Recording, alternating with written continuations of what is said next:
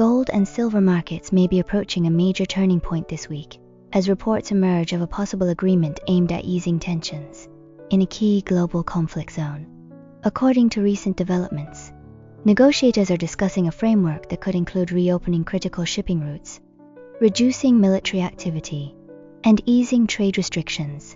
While final details are still being negotiated, markets are already reacting to the possibility of de-escalation.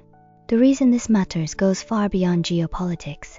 Over the past several months, elevated energy prices have become one of the biggest drivers of global inflation pressure. Rising fuel costs pushed inflation expectations higher and complicated the outlook for central banks, especially in the United States.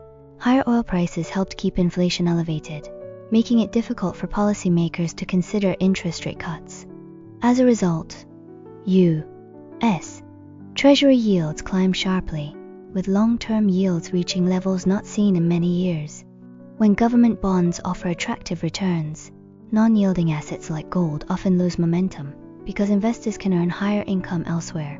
That dynamic placed significant pressure on precious metals earlier this year. But if energy prices begin to stabilize or move lower, the market narrative could shift quickly. Lower oil prices could ease inflation expectations and reduce pressure on central banks to maintain restrictive monetary policy. If investors begin anticipating a more flexible policy environment in the future, bond yields may decline, reducing the opportunity cost of holding gold. That would create a more supportive backdrop for precious metals.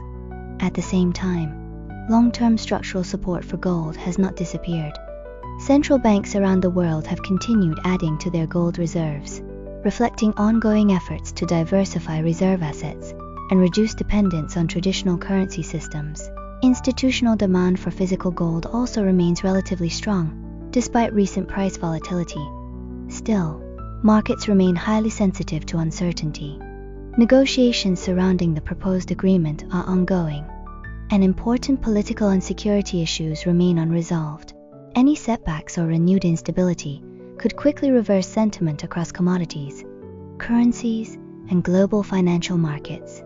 For now, investors are watching closely as markets attempt to balance two competing forces: easing geopolitical risk on one side and persistent long-term inflation concerns on the other. The next phase for gold and silver may depend less on fear itself and more on how quickly global inflation and interest rate expectations begin to change.